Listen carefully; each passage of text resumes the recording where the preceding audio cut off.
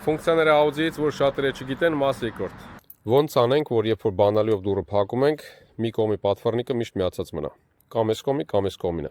Ու ինչի համար է դա պետք։ Շատ կարևոր մի հատ փուճուր ֆունկցիա է, որ մի օր մեկ էլ կարող պետք գա։ Մարգատը պետք է դնենք այն կողմի վրա, որ կողմի լույսը, որ ուզում ենք, որ միանա։ Ենթադրենք այն կողմն եմ հիմա դնում։ Ինքը տեն շուխուր անում։ Ու հիմա եթե դուռը փակում ենք, այս կողմի պատվառնիկը պլյուս հետևի էլի պատվառնիկը վառած է։ Այս ֆունկցիան նրա համար է, որ ենթադրենք գնացել է քաղաքից դուրս, ինչ որ անտառոտ տեղ, որտեղ մարդիկ քիչ են սպասում, որ ավտո կլինի, սենց միացնում ես, գիշերը մնում է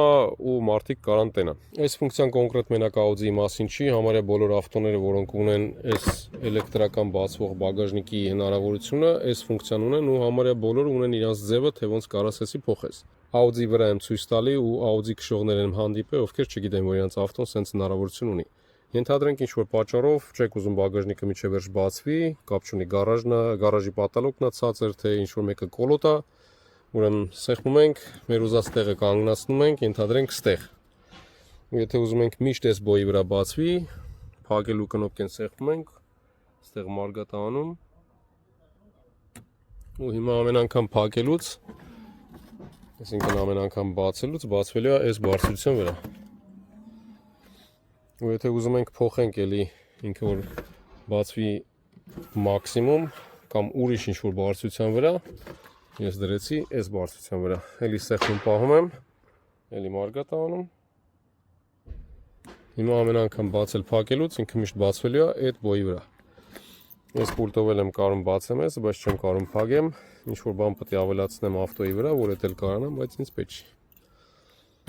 Այդքանը բագաժնիկի մասին։ Իմ ավտոյի կանոնները 3 գոտիանոց վերսիան է, ինչը որ սովորականից տարբերում է նրանով, որ այս կողմը կարաս ուրիշ ջերմաստիճան դնես, այս կողմը ուրիշ, ու ինչ եմ ուզում ստեղ ցույց տամ, որ օրինակ այս վերսիայի վրա չկա սինխրոնիզացիայի կնոպկա, ինչը որ լինում է մյուս մոդելների վրա եմ տեսել, i8-ի, A6-ի ու մյուս մոդելների վրա, ու այս սինխրոնիզացիա անելը շատ հարմար բան է, ենթադրենք ուզում ես երկուսն էլ սառը դնես, պիտի հատ-հատ ֆրցնես,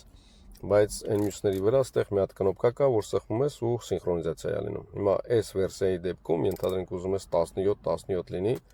այս կնոպկին ես սեղմում պահում, սենց արդեն սինխրոնիզացիա եղած է, էսի ֆրցնում ես, երկուսն էլ բարձրանում է։ Բայց երբ որ այս կողմին ես ֆրցնում, արդեն խախտվում է,